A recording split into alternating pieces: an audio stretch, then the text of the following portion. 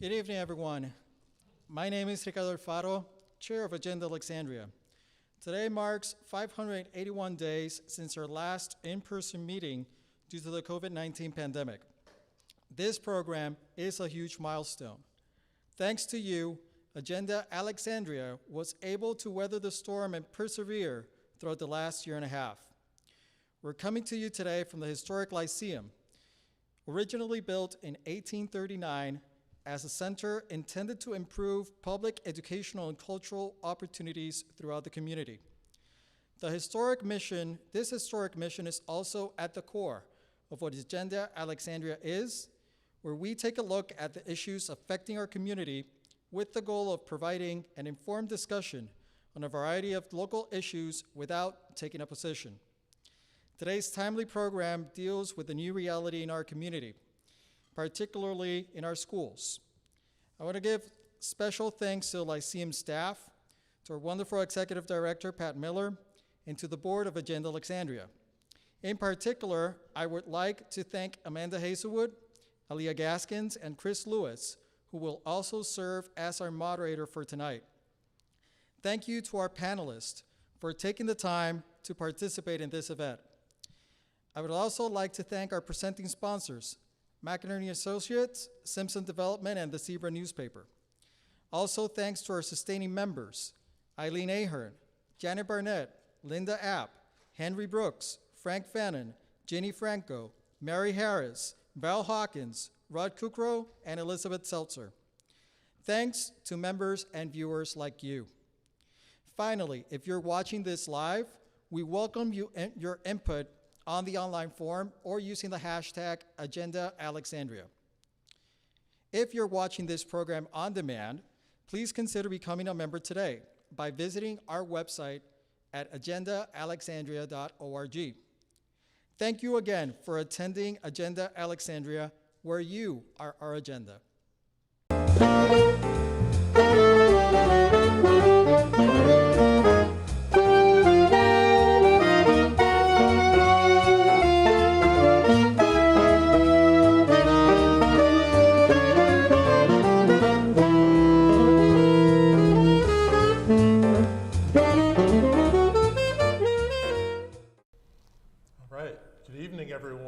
Thank you for coming, thank you for watching, thank you for everyone who came in person here. It's so good to see folks out and about in Alexandria. We've got a great topic here for September. Our topic for today is back to school, and you know, it takes a village to raise a child, or at least that's the old saying. We've got a great representation of our village here in Alexandria on a panel to talk about issues in our school system, issues supporting our children, issues supporting our children coming out of this last year and a half of a pandemic. Very excited to be with you. My name is Chris Lewis. I'm on the board of Agenda Alexandria. And let me introduce our wonderful panelists. Right next to me, we have Dr. Terry Mozingo, who is the Chief of Teaching and Learning and Leadership for our Alexandria City Public Schools. Next to her, we have Cindy Garcia, who is a youth organizer for Tenants and Workers United. Cindy is also a 2020 graduate of T.C. Williams High School, now Alexandria City High School. She not only works with youth, but she was recently one of our students. Great to have you here, Cindy. To her right, we also have Dr. Stacy Hardy Chandler, who is the director of the Center for Children and Families with the City of Alexandria Department of Community and Human Services. And then on the end, to her right, we have Catherine Gressmeyer, who is an organizer and a parent, but she's a parent first, organizer of the Open ACPS group that has been very active in the last year or so. So thank you all for coming. Thank you for being a part of this. And we'll jump right in because school is back in.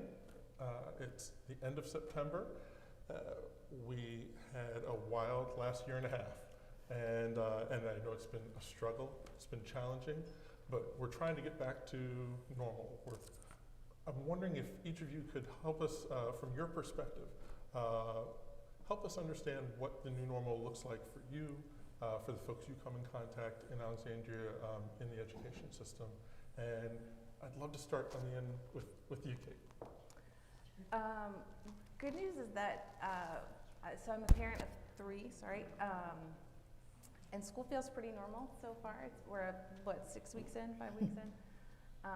And we're overwhelmingly grateful for how normal school feels. There were a few exceptions, and it'll take time to get there. I keep telling a lot of people we got to get the plane off the ground, and we got to cruise at 30,000 feet for a bit before we start figuring out what we can change and peel back and how we can change modifications. I think some of us are really eager to jump back in, and lots of parents are incredibly nervous about everything. So it's going to take a minute to find a balance and figure out what we can modify, what's going to stay, what's going to be different. But I think overwhelmingly parents in our community are really grateful that schools are back and feel as normal as they do. Okay. Coming down the line. Well, I represent sort of the human service mental health perspective, and I would say what's exactly the same is the dedication to services that existed before the pandemic, and also the relationship with the school district. We already had a pretty solid partnership, and that remains the case even now. I think what's different is how we've provided services through the pandemic, and in fact we've learned some things. Some of the services that we provided before are now offered in a very different way. We transitioned beyond our work with the school district to more like telehealth, which actually opened up more access to some families. So some families who were reaching out to us or were able to meet with us at the school setting are now able to use other mechanisms for accessing mental health services. So while it's been challenging, while it's been a whirlwind, we've also learned a lot and also opened up to some other opportunities to connect with families. Cindy, what are you saying? Yeah, so the new normal for students is, being back at school. That feels normal to them, like that. I've heard that from them, but everything looks different. We're just navigating with the school systems are doing what they can right now. It took a lot just to open up the schools, so that's the new normality. Dr. Mozingo, tell us a bit of what it took to open up the schools to make it feel as normal as everyone says it's feeling. Wow, just thank you again for the opportunity to serve on this forum this afternoon. Well, first I want to begin by saying that this concept of new normal is becoming a universal concept, right? We hear it constantly all the time. But one of the things is that there was a commitment to open the schools. Even with all some of the challenges, there was still this commitment to open schools. And so we're proud to announce that, as you indicated, we have about 15,000 students that have returned. Of the 15,000, we have a smaller number that actually participated in virtual education, online education. We have a little over 2,000 employees that have actually returned. Some of our challenges, though, still are things such as just getting reacclimated and oriented to the actual school environment. What we continue to say, and our superintendent participated on a panel today, and I heard him say that I'm not sure that we'll ever get back to where we were before, right? The past. So what we're trying to do is just trying to learn from the challenges last year, but to make the experiences for our teachers and our students to be as normal as possible. We are spending a lot of time with contact tracing, with mitigation efforts, with keeping the schools safe and clean and temperature checks. So there's a lot of things occurring, but in addition to that, we have visited many schools. I've visited every school, and what you see is kids are happy, teachers are happy. You see instances of kids learning and working together. I see them on the playgrounds having a lot of fun, but this notion of school being a social institution, it's really good to see that kids are back in schools and enjoying and learning, as well as our staff. You would, as you talk with our teachers and leaders, you will hear them say, it's good to be back and to build those personal relationships that we lost over 18 months. So if you all were to highlight the greatest challenge that you think we had in transitioning back into in-person school, what would it be? Or maybe one that you're seeing already in this first 6 weeks? Is there one that you would highlight? Maybe start with Dr. Mosin, go ahead on down. I thought that was a great question because I have 5 that I wanted to highlight, but also see them as opportunities, right? So again, sometimes there's this challenge, but I think out of the pandemic, there were some challenges that maybe can become opportunities. So one for us, obviously, is ensuring that there's this safe and secure environment. That is really important for us, is to make sure that we have efforts underway that address those kinds of needs. The other is addressing the learning loss. I know that many have heard students have been out for 18 months, and we know that nationally and even locally, our students have had some learning loss. So there are efforts underway to make sure, and you hear this concept called accelerated learning. We're spending more time on making sure we expose students to the grade level curriculum as well as address the gaps. We also, as another challenge, is remote learning. Remote learning does not take the place of a classroom teacher. And we know that we have some challenges, particularly as we quarantine students, and we've implemented this concept of live streaming. So we're in the process of this week and next week collecting feedback from our families, from our students, and our teachers to learn more about, is there another way that we can instruct students, particularly those students that are participating in the live streaming efforts. And lastly is this notion of social and emotional trauma. We know that this has been a challenging time for many of our staff and our children, and so there are many efforts underway. I know we'll talk about some of those later with ESSA 3 to begin to help identify some of those social, emotional, and mental needs that our students and staff might have. So those are our challenges, but we also have plans and priorities in place to try to address some of those. Challenges, Cindy. Oh, there's many. So there's just not one particular, they just all combined. You know, for the past 18 months, students have been at home. You know, it's not just them, it's their families as well that have been facing a lot of, you know, many of our community members say that they've, like, you know, I can say that, like, they've lost like hours or jobs, so you know it affected economically. So, like, you know, the students are also aware of, like, you know, their parents facing issues, also, like, you know, health. You know, that the Black and brown communities have been more affected.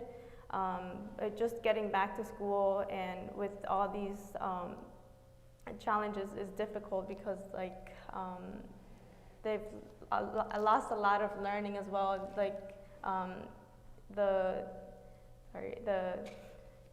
Zoom learning isn't quite like the best type of learning, as many can probably relate to.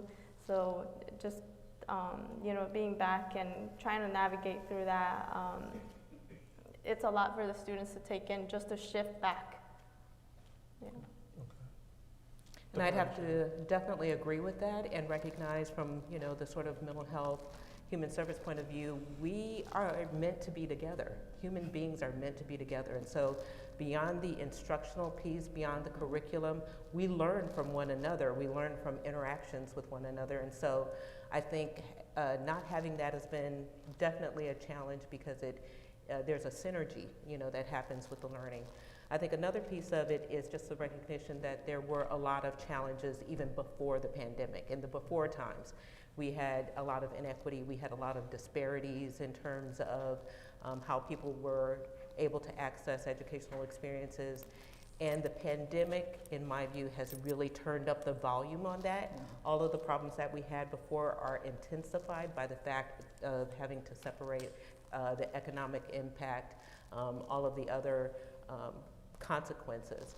That leads back to what was mentioned earlier about the trauma. We're almost going through this sort of collective trauma, and with our kids having fewer coping skills than us as adults most of the time, it's recognizing that that impact affects all kinds of functioning, educational, but all of the interpersonal pieces. So we're going to pay the price for this for a very long time, and I really think, though, that the opportunity is coming together as a whole community, recognizing that we're all on the same side, buoying these families, and working together. And so I think one of the challenges is really bringing a lot of harmony and integration among and across our systems. Those separations, DCHS being completely separated from the schools or other institutions, that's not going to work anymore for what our families need. We have to come together. Kate, challenges you anticipated or are seeing? I'd say the biggest one we've experienced in our school and in our house specifically would be the quarantine and the contact tracing process. And we understand we're all dealing with a lot of, when you get a close contact, there's not much time to respond. So we understand that it's a dicey situation. The frustrating aspect is that that's not an unanticipated problem. And the process of what happens when we get a close contact and how long do we quarantine, who goes where. A lot of that communication was not given to parents before the school year, and even just this week we had our first town hall with the health department. So I think that could have happened sooner, and it would have been more reassuring to parents, and there would have been a lot less nervousness going into it if we understood the process. So I think the quarantine, the contact tracing, the timing of it, which is not, it's not anyone's fault that the health department's so overwhelmed. I do think they're contacting families as soon as they can. But the way it's being communicated to parents has been a little bit out of order. The whole school's getting notified before the specific people are getting notified, so you have a mass reaction to, was it me, is it me, do we need to stay home, do we need to cancel all our sports, do we need to, and if we had contacted the class first and then let the school know after, or just some small changes that could have made that process a little bit better. So that's the biggest thing we've sort of seen on the ground level in our neighborhood schools so far. Dr. Hardy-Chandler, I wanted to ask you, you talked about the trauma, certainly Cindy talked about the transition for students coming back. With your department working with the school system, there are professionals with you, there's professionals in the school system that deal with social and emotional supports. How can you describe for the audience your role in your department, the role of the professionals in ACPS, and how you work together? Well, there are a lot of things that come to the attention in the school setting before I say they show up in the classroom before they show up in the clinic. So even before the pandemic, we had staff who were based in the school setting.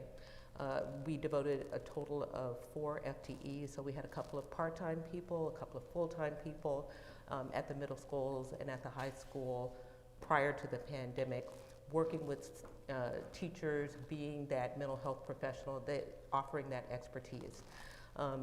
Now, with additional allocations, we're expanding that. We've been in communications consistently with the school, trying to make sure that we are setting things up in a way that is complementary to what they offer in student support, on their student support team.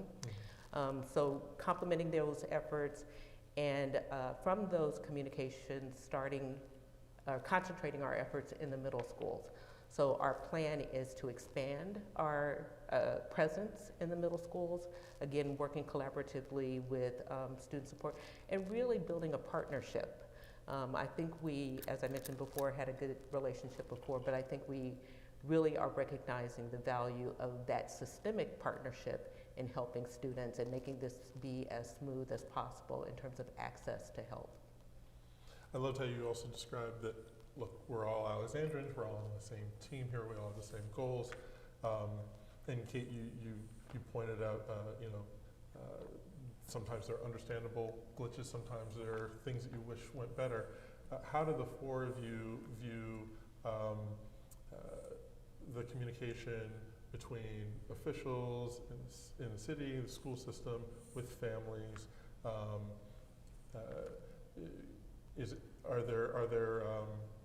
What is effective, and what would you like to see that may need some improvement?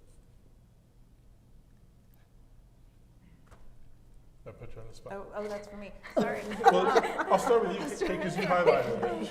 Keep making eye contact. Yeah. Communication has been challenging. I think we can all agree on that. I would like to see more, if we're talking about specific solutions, more town halls between leadership and parents, so there is two-way conversations happening. I know that Open ACPS sort of has this contentious role in the community, and I personally, on a personal level, I hate that because I don't like tension or conflict. But it took 9 months of schools being closed for that group to form, so it wasn't an immediate response. It was a buildup of a response of feeling ignored, or emails not being responded to, or just feeling like there was no two-way communication happening. And I think parents really do want to be involved on a productive, kind level. They don't want to fight. We love our schools, we love our teachers, we don't want it to be combative. And I think if leadership facilitates those conversations a little bit better, the tension doesn't have to escalate. And so I'm hoping as new leadership comes in, we've learned some lessons from this pandemic that we've learned that parents really do care, we really are involved, we want to collaborate, and hopefully we've learned some new ways that we could interact between leadership so that it's productive and helpful. And it just decreases it just turns the volume down, turns the temperature down on everything. If parents feel heard, and if schools can communicate through effective means, I think as a collective body we can move forward together in a productive way. I'll go to Dr. Mazingo because I know your day in, day out job is academics and learning, but do you get the sense that that sort of message is being heard by the school system? Do you think there'll be more opportunities for town halls and conversations? I think so. I wanted to just say that I think there were over 1,000 individuals that listened to the town hall that we just recently held in terms of contract tracing and so on. So I think that is certainly another way to be able to hear the voices of others. I wanted to highlight the system has started Ask ACPS, Ask ACPS. So any question, any comment, or any observation, you just ask ACPS and there will be a response. We have also revised. And where, just so folks know, where do they find that? On our website, but I can give that information quickly. Oh. It's ask@acps.k12.va.us. And you can ask any question that relates to the division and you will receive a response. In addition to that, we have upgraded kind of the helpline. So now if anyone has, is talking to a family, if a family is talking with someone on the helpline, they also have a translator on the line who can actually interpret for them. That is a major, major change in terms of communication. And lastly, we have developed a back to school guide that's on our website, and there is also an online new form for listing any questions or concerns that you might have. So those are just some of the efforts, particularly the Ask ACPS, that are underway to try to get more feedback and questions and support from our families in the communities, as well as the town halls and some of our webinars. Turning just a bit, the school board is back having meetings. On their recent agenda, we saw a report that was prepared for them about the spike in truancy numbers, or some folks call it chronically absent numbers in the school system. Definitely marked almost across the board, or in almost all categories of students during the pandemic year when students were remote learning. Curious how you guys react to those numbers. How do you interpret those numbers, and should we be looking at, or how should we be looking at that now that school is back in session? And Cindy, I'd love to start with you actually. I don't know if you, with the students that you work with and you organize, do you come across students that you felt like just couldn't connect or couldn't attend school last year? Yeah, like I said from my previous point, that Zoom and like online learning isn't the best learning style for everyone, and with all the challenges that they might have encountered, it made it hard to just like even show up to class, right? And be like active or be motivated to continue learning.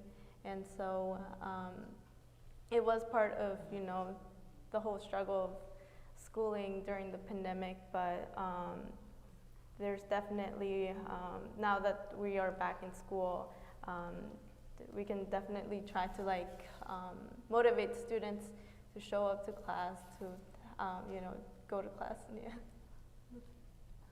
How do you guys interpret those numbers? Is it something you think we need to worry about in the future, or do you think it was a one-time thing? I think, you go ahead. Sweetie. I think the numbers will like get better as time goes by. I wanted to add, I think they will get better. I was a part of, each week we have different types of meetings with our principals. So I think it was last week we were holding a kind of a get together with the principals, and we have hired a new truancy coordinator. Yay, truancy coordinator. That means that is a person dedicated to focusing on attendance. So I was intrigued by her actions that she is unveiling for this year. She has started a attendance hero campaign, here every day, ready, set, go, learning. She has developed a parent engagement toolkit with videos for our families. In addition to that, we have some students that have been chronically absent. She has already sent letters to those families and working with our social workers. She also has started an Attendance Works website, www.attendance, ATTENDANCE, works.org. And lastly, this is real important, is that she's working with our teachers too, to make sure that they are building those relationships and that they are reaching out. What we actually know is having a dedicated person focusing on this with others will certainly make a difference. But I do think that when you look at the data, the research, unfortunately, as you stated, the pandemic affected school systems in many different areas. And it's just so good that we can restart and try to keep our children in schools and learning. I'd like to add that, the school district is part of a larger community. And if we can also, in addition to the truancy coordinator, have other members of the community, leaders in our faith community, coaches, therapists, all kind of helping our youth re-engage, we need to make sure that there are multiple doors and multiple pathways back to school and to other resources. So again, I think that's something that I'm glad the school district is doing, but I also feel like we all have a responsibility to connect with these young people, show that we care, and get them reconnected and re-engaged as valued members of our community.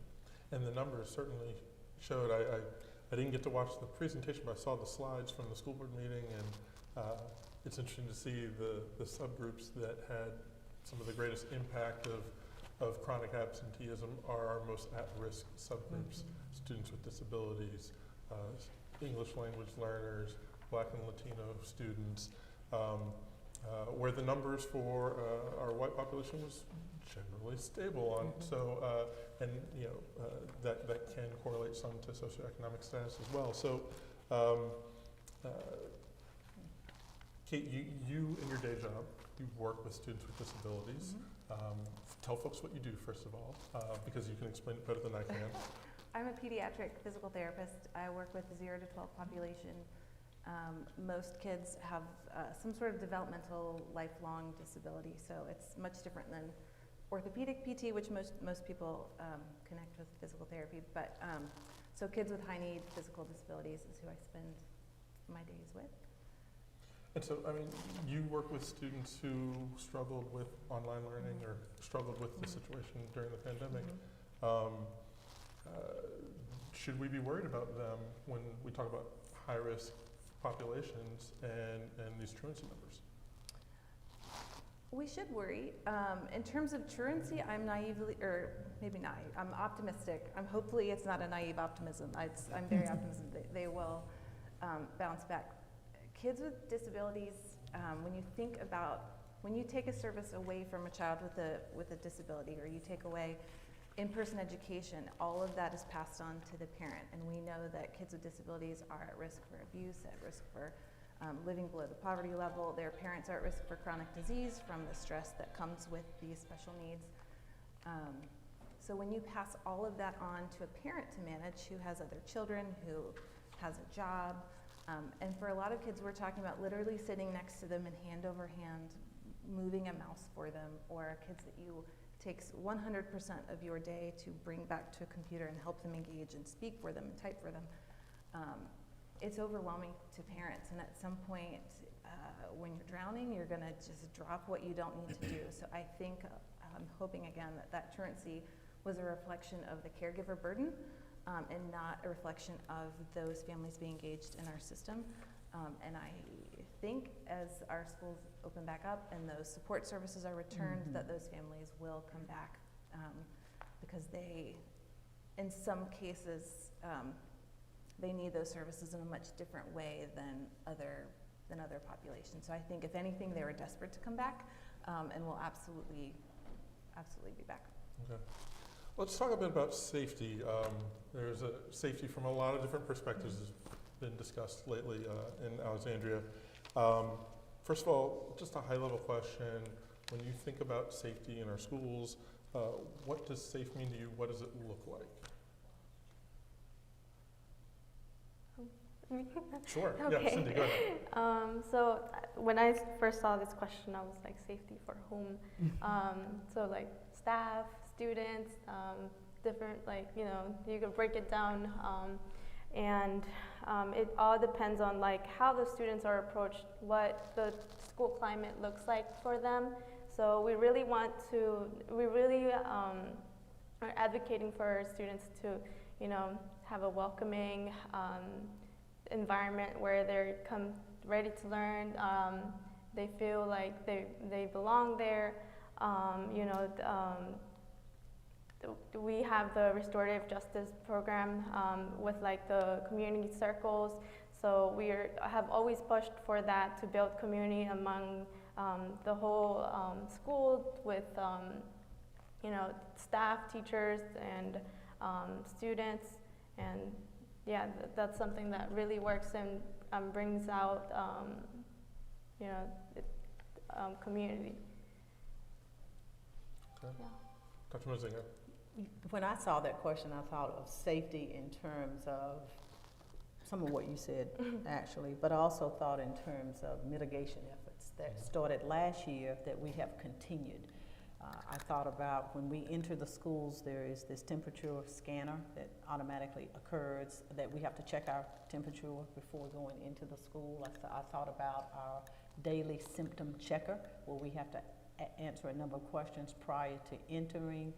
Even the masks that are worn, although there are schools we still provide mask breaks, but the fact that the masks that are worn, I thought about efforts, and I can see instances of where schools are trying to socially distance children as much as possible.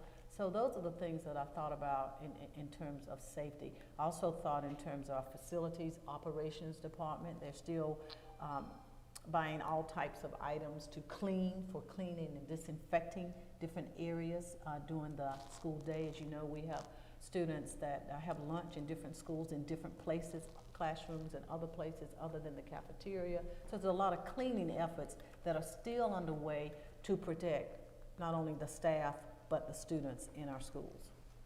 So just a real commitment to the health and mitigation efforts. I think that maybe what was a real surprise for us and many of us was the fact that we never anticipated that we would still be, having this challenge around the Delta variant. So there really has to be and will continue to be a relentless commitment to ensure that there are high levels of safety. And even with the contact tracing, I certainly agree with what you've indicated, but even at that, trying to work closely with the Alexandria Health Department, and thank them so much, but really efforts underway to identify possible positive case and to contact those kids and see where sitting in a particular classroom and working with the health department and contacting families. And then on top of that, the safety is not perfect, but the learning plan for children when they're out so that they can somewhat get well and come back. So there are many efforts that are still underway for safety. Any different perspectives from you guys or other thoughts? Just to add another layer, many may be aware that the city does have a children and youth community plan, and the first goal on that plan is about safety and that children will be safe and healthy. And by the way, many youth participated in the creation of that plan. So there are various aspects to safety, again, taking a broader lens of not only their physical well-being, but their emotional well-being, limiting risky behaviors, access to early childhood as a safety and a health factor. So that plan is our plan collectively as a community. It includes, of course, support and working collaboratively with the schools, but it's also a community. I can't underline that enough. It's a community plan.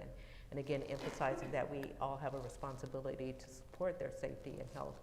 Also, without that being foundational, nothing else can happen. I mean, if you're not safe and healthy, it's hard to learn, it's hard to grow into yourself, it's hard to participate in anything, right? That's, you know, level one, Maslow's hierarchy. So that has to be a priority for any aspect of their development.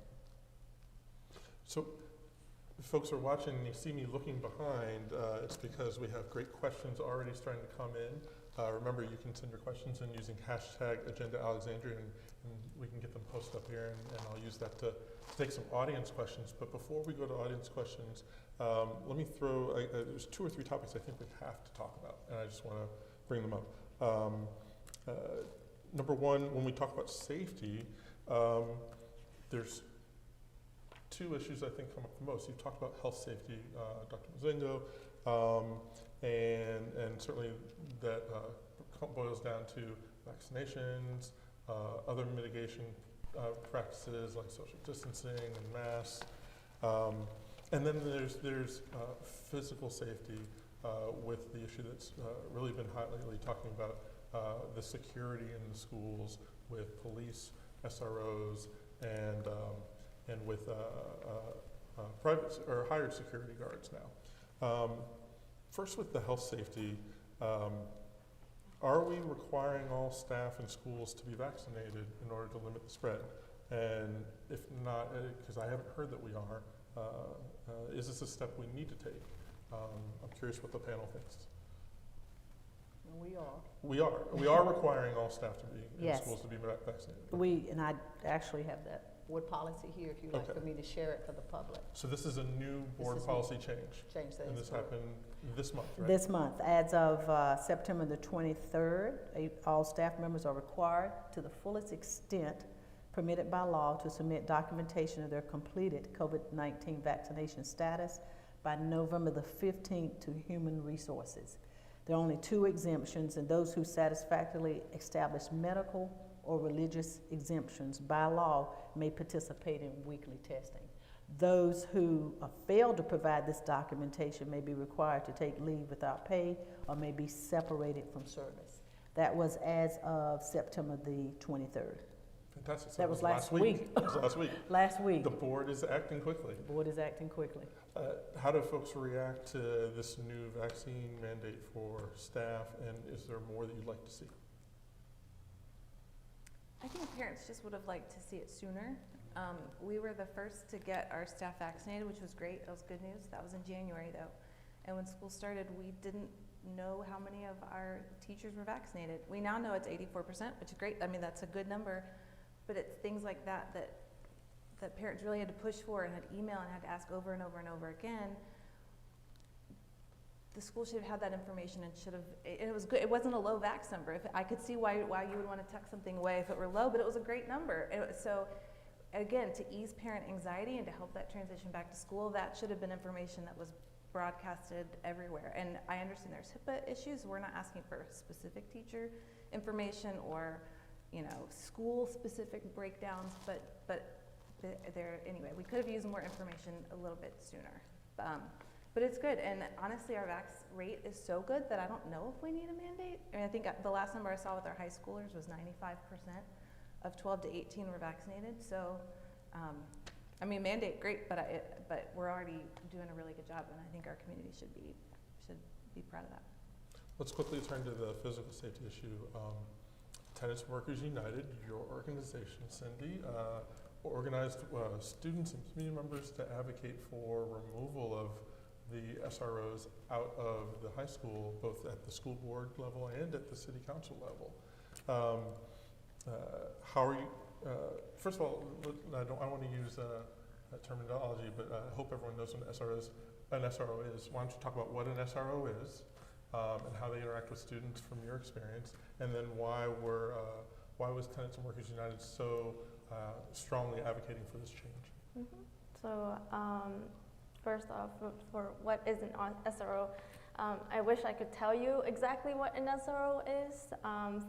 We know that for 20 years there has been a program in place that there's no data to back up to, that shows whether or not this brings out good or bad, like positive or negative impacts to the schools. We've seen the history of policing of Black and brown communities, and it correlates to that. Like, we have it if we have it in our school systems. What does that mean? What does that show, right? Yeah. Wait, I don't know if I answered your question. So I think the SROs stand for school resource officers. These are police officers Right. that are in our schools, or were in our schools. And maybe you could talk about what the interaction was like with them, or why. So you mentioned the national numbers. Were there things in Alexandria that made students want to advocate for their removal? Mm-hmm. So students advocated for the removal of police. Many testified that they felt like there was intimidation, and like they felt like they were being criminalized in an environment where they should feel welcome and safe. So those are some of the things that were brought up. And some of the data, the only data that there is that sorry, my train of thought. The referrals to law enforcement were very disproportionate for Black and brown students in comparison to their white counterparts. And that was the only thing that we saw from the program. Okay. Yeah. Thank you. Dr. Mozinga, the school board voted differently than the city council did on this issue. And again, I know your day-to-day job is instruction, instruction. It is instruction. But since you're here from the school division, can you talk about how the school division is approaching this concern, since it was not something that principals or counselors or the school board wanted as a change? So I would address that in this way, and I would take it from the lens of maybe being a former teacher and a former principal and a former assistant principal, and relate that to those roles in our school division, our principals, our assistant principals, and our teachers and our SST teams, right? So one of the things what is actually occurring as school leaders is, first we have to develop, regardless of the decision that has occurred, we have children back in school. So we still have to make sure there are efforts underway for safety. So number one, every school is responsible for developing a crisis plan. And that plan is, for each of these schools, is about 100 and some pages, but the plan focuses on prevention and keeping kids and others safe. So number one, so that's a requirement that we're required to develop. Number two, schools are also developing policies and expectations and practices for keeping children safe and working with different situations just based upon their knowledge as a principal. Number three, these schools have different types of teams, whether it's a leadership team, whether it's a departmental team, but these are teachers and others that are really responsible for making sure they establish rules, they establish expectations, and that information is actually communicated. Also, we have, you will see in many of our schools doing the exchange of classes. Teachers are highly visible. That's a standard that appears in a lot of schools, that doing class change, teachers are highly visible. Before school, at the end of the school day, you have teachers that are there to greet car riders, kids that are riding on buses, to make sure they kind of get these kids in school at the end of the day. But what my main point is, the schools have to develop those crisis plans. They have to develop rules and regulations. They have to develop procedures and expectations around safety. So that is what is actually occurring in our schools right now. And that's just an expectation that happens as an effective principal, an effective teacher, or an effective leader. That you, in spite of, you still have to keep moving forward with efforts that keep kids safe. And even when things happen in schools, and you certainly know that with being a recent graduate, we have counselors, we have social workers, we have psychologists. So learning how to utilize those services to help diffuse situations is very important. So you talk about all the supports there in the school to diffuse when there are altercations, or when there are challenges. Challenges with students who are struggling with all sorts of issues. How is that? How would you say it's different now without SROs in the building than it was with the SROs in the building? Or do you think you have a good sense of it just 6 weeks in? Probably not just in. Yeah. But we're spending a lot of time in schools, and we'll have a better sense as time moves along. And that's probably one of the things that we need to continue to do is we engage in these conversations called teacher talks, where we go and we engage and talk with teachers. We can get a perspective. We meet with principals on a weekly basis, and we can get perspectives and ideas from our principals as to how things are moving along in that area. Okay. One more topic I think I definitely should get to, and then maybe we can take some of these from coming in online, because there's some great questions up here. But it is the time of year, September is the time of year when the SOL scores are publicly reported on last year's student achievement. And these were released, I think, in August. And then there were presentations to the school board in September. And the numbers showed a lot of trends continuing, struggles in math, especially among some of our most at-risk subgroups, reading basically staying on the same level, and just curious, how do you, from each of your perspectives, from an administrator, student or former student, city supports, parents, how do you react to these scores? What are you hearing as reaction to these scores in the circles you run in? And Dr. Musick, I'll start with you, since you all reported on the numbers. They come through the school division. How do the professionals react? I have so much to say about this. How much Yes. time do I have? Because there are many. This is your daily This job. is one of our daily jobs. But you know, I think that we did have a recent meeting with our school board, and this is where Dr. Clinton Page, he recently earned his doctorate, and he did a presentation on an annual basis of our scores. What he did remind us of, though, is that this has been a national landscape. I mean, in terms of what has happened, not only in Alexandria, but across the nation during the pandemic, is that many systems have seen this decline in academic performance. That is not an excuse, and we have many efforts underway to be able to move our achievement forward. But it also takes the collective, and the community has a role in that too, along with parents and families. The Virginia Department of Ed, the state superintendent, has actually declared these results as a new baseline, a new starting point, a new baseline. And that they should not be compared with previous years. That was in a memo that was sent to all school divisions in this state. However, I think what is promising for ACPS is that we do have, as many of you are probably aware, our strategic plan, ACPS 2025, and that plan addresses many of those areas in terms of the SOLs. In addition to that, this year the board has engaged in a process of identifying focus areas.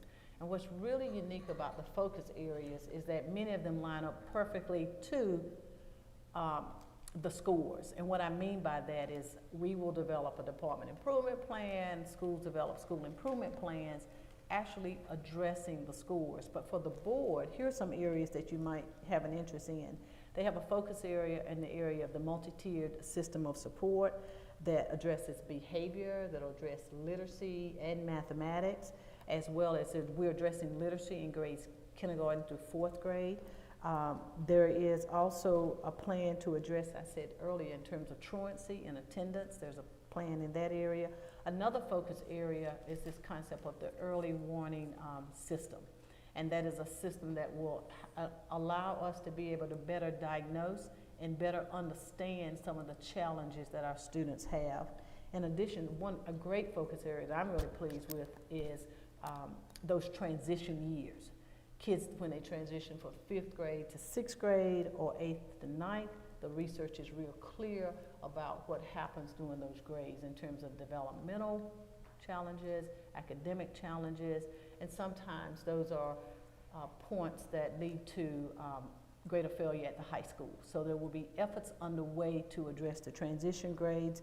In addition to that, the board is focusing on, we've had this as a focus for quite some time, but it's really good to see that the board is focusing on this, is the identification and screening services of our students who have not been historically identified as talented and gifted. So that's one of our areas, is studying and analyzing the screening process. Because when we look at our data, we rarely see students with disabilities or English learners identified as gifted students. So we want to do some analysis of our screening processes. The board is undertaking an examination of policies, the extent to which sometimes systems have policies that unintentionally impact access and opportunity. So that's one of the focus areas. And lastly, last year we had an audit with the State Department, and there was an external audit in terms of our program, how we're serving students with disabilities. So the board has continued to keep that, put that back in, and to maintain the students with disabilities in that focus this year. So we will have a cross-departmental team addressing the needs of students with disabilities, recruitment, retention, literacy, math, MTSS. So all of it is kind of coming together in terms of addressing those SOL scores. So what about the circles you guys run? Parents, city, students, how do folks react to, and how do you react to those scores, and what it calls for? So Yeah, whoever wants to go first, go ahead. So, like, you know, we've definitely seen the difference in the scores dropping, but we see this as an opportunity to come together, not just like from schools, but us as a community to support students. And you know, even during the pandemic, I held a homework help club. So it was difficult for students to even do their homework or show up during those sessions. So just this week, we're gonna start our homework help in person. So hopefully we'll support them that way, and you know, this year would turn out much better for them academically. Dr. Hardy-Chandler, does the city react to SOL scores? Oh, absolutely. We take the stance that we need to look further upstream. There are things that are contributing to the scores now. Let's take the pandemic out of it. But, you know, the scores, how people are doing in school generally, our mindset as a society is to react to it. What do we do in response to certain scores? And from a human service community support perspective, we want to go, okay, well, what happens upstream? What is happening in the family? How can we earlier on start to create a more nurturing environment where people can really shine and show their potential, so that we are doing much more on the prevention end. So we're not there yet as a community, but I think we really need to, you know, shift some of what we're doing in response to these scores and go upstream and see what we can do to prevent people not performing at their optimal a little bit earlier on. So I think that's a whole mindset shift that we can take as a community, and that speaks to the opportunity that we have. Kate, reactions? You know, they weren't great. They weren't that shocking, just because I think parents at home knew that virtual learning just wasn't really working. So I don't think they were that surprising, but I don't think they're a long-term indication of where we are as a city and as a school system. I think a few of you hit on development, and I think restoring a developmentally appropriate environment for our kids will do a lot to carry academically what they get back. You know, last spring I was sort of concerned with what schools looked like with plexiglass and kids really far apart and all that stuff, and it just didn't seem like a nurturing environment to learn and to restore, what some of these kids have lost. So now that we are back to where kids can share and they can touch and they can play outside and it's a little less rigid, I think restoring that component to development will take us far. And kids aren't facing the same hunger issues now that they're back in school and parents can work, so hopefully some financial stuff is recovered. So all those things that contribute to academics hopefully will contribute to improvement going forward. Okay. We've got a little bit of time left and all these great questions. Let me throw a few that are coming in behind you. Sorry, I've been looking up on the screen while you guys are answering. One great question was, and Dr. Mazingo, maybe you can start us off with this. And I'll combine it with another though. One questioner asked, did many students repeat their grade this year in September? So did they come back and repeat the grade from last year? Do you guys keep statistics on how many families chose to repeat grades? We do keep statistics on that, and that is something that I can provide at a later time. Okay. We're Well, it more sounds than like happy to do that. sounds like the community is interested in it.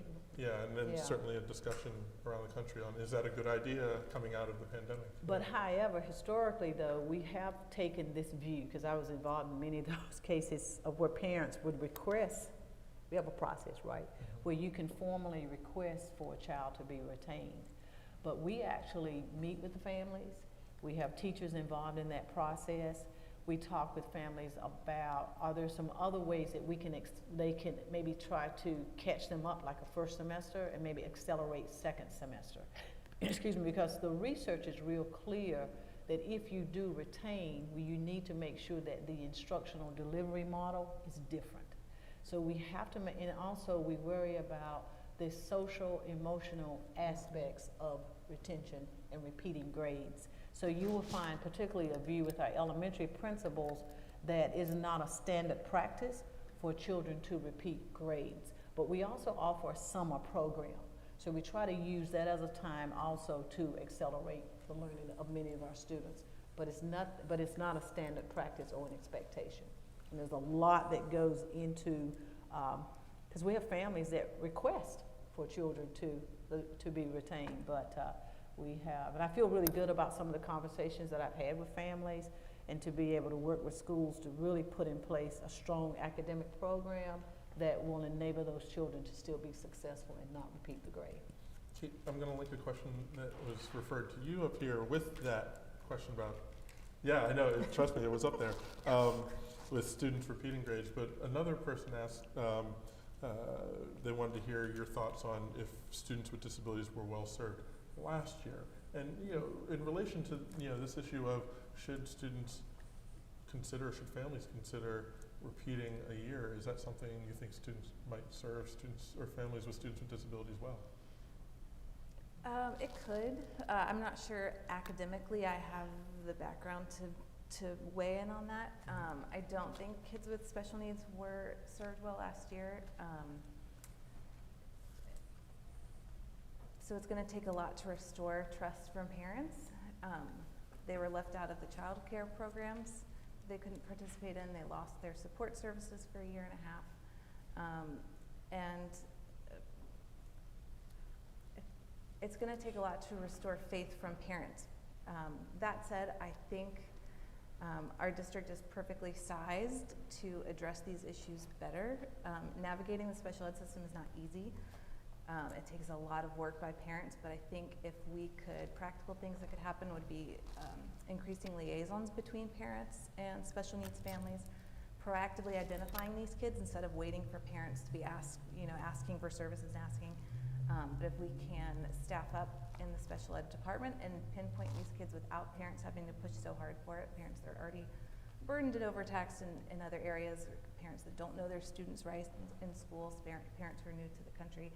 I think the special ed system is not easy to navigate. I don't think that's unique to ACPS at all. I think it's pretty much everywhere. But again, the optimism, the hope with ACPS is we are the second smallest district in the area, and I think that serves us. It can serve us really well if we use the increased funding well. We didn't get to ESSER, but part of the money is going towards extending. So tell folks what ESSER is. Oh gosh, what does it stand for, Dr. Mazingo? I wrote it down just in case. American Rescue Plan. It's the financing that These they acronyms got. are The elementary, secondary Secondary. school emergency relief fund, this was out of the COVID relief package. Yes. So sorry, go ahead. But part of the funding is going towards increasing, extending the day for kids with disabilities. I'm hoping that means they can increase their services without encroaching on the academic day. That also helps solve a component of childcare for students with disabilities. So anyway, there's hope. There are good things in the works to address some of these issues. So the SR money, is that just going to the school division or does it also go to the city? And I know some of that money was required to be spent on learning loss, so hopefully that extension for students with disabilities in the school day qualifies. Yep. But how do folks react to how that money should be spent? Dr. Hardy Chandler. Oh, we have the ARPA funding for some of our projects, and one of the relevant ones, to your point, is supporting our childcare providers who, especially when they are able to provide alternate schedules, extended days, just non-traditional kinds of formats. So that's part of what we're doing with what is called our ARPA funding, along with several other projects. So again, that whole community and how can we complement our programs in a way that really support all of the many aspects of, you know, these issues. Because like you're saying, it's connected to the economy. It's connected to access to resources and scheduling and those kinds of things. So, Any other thoughts on the SR money and how it should be focused? Well, I think there was a question too about how much money we were receiving. I think of the 20%, it's about 7.1 million. We've had a team that's been very involved in the process. Yes, there will be a large amount. It's dedicated to 5 areas, but one is SEAL, social and emotional academic learning. One is the expansion of the support services team. Could be more nurses, more counselors, more social workers. The other has to do with the infrastructure to the facilities. I even saw today this need to expand the fiber optics capacity. You know, we had a facilities assessment audit. There will be funding. If we get that funding, there will be efforts to upgrade the facilities. And as you mentioned, there is a line in there for an extended learning program for students with disabilities. So we're hoping to hear very soon about the receiving the ESSA funding to address many of the areas that are in need, particularly within the strategic plan and supporting a lot of our students and families. And lastly, there's funding, if this moves through in terms of, we talk about MTSS and all of these various systems, but we're also wanting to develop and design a system by which we can in fact assess and evaluate the interventions. We can say that a child needs X, but truly, is that the right intervention in service for our children? So there's money in there for an assessment of an evaluation system. And then lastly, there's some funding for mitigation, continuing mitigation efforts to promote safety and security and trauma-informed care. And lastly, they would want me to tell you that there's money in there for a screening tool to be able to assess particularly students and families that may be experiencing a tremendous amount of stress and distress. So 2 quick ones and then we'll have to wrap up. These are all probably for Dr. Mozingo, just questions coming in from audience. Number 1, folks want to know about outdoor lunch, another issue that's been talked about. We're not allowing outdoor lunch. Fairfax and Arlington are. Why? Why? Well, we are. Why was, one, we wanted to strategically give schools time to get oriented in a plan, process, and procedures for indoor lunch, because it wasn't a traditional model where they just eat lunch in the cafeteria. So they spent a lot of time, there are lots of logistics in terms of getting these decisions made, but there was an effort in terms of indoor lunch and the physical layout of these different facilities and lunch in different places. In addition to that, funding for monitors, because as you break kids into smaller groups, you've got to have people to supervise. So that was a decision that we made in terms of indoor lunch. But this week and next week, our principals are in the midst of developing a plan for outdoor lunch that will still have some mitigation efforts. We still have to have some monitors to make sure that kids are safe and all of that, but there are efforts underway. There's a log that's being created by our school principals and really trying to identify school-based, do they have the capacity and the facility layout for outdoor lunch? That is, so we hope to have something maybe within the next 2 weeks about outdoor lunch. Okay, sounds like there's a lot of people who want it. And the other one that came in, probably a quick answer is, you mentioned Ask ACPS. Given that there's probably topics we didn't get to cover that folks Ask are interested ACPS. in, the questioner asked, does Ask ACPS replace direct communication with the school board and superintendent? And will questions be answered in a format where folks can see the answers, like a FAQ where you post the answers? So has that been discussed, or is that something you can recommend to the superintendent if it hasn't? Well, so the communications department, in terms of Ask ACPS, I do think there is a commitment to also move those to an FAQ. Because that would be, because if One person asks, someone else might want to. May want to know. So it's to our advantage as these questions come in, we actually need to put those questions in an FAQ for the public to be able to have access to. But we still have a process on the website in terms of communication. Like if there's a problem at a particular school, you start with the classroom teacher, from the teacher to the principal. So there's a whole process on the website. But that may be an area where I would need to follow up and respond to. But right now, Ask ACPS is a place where you can ask any question that relates to the division, and you will get a response.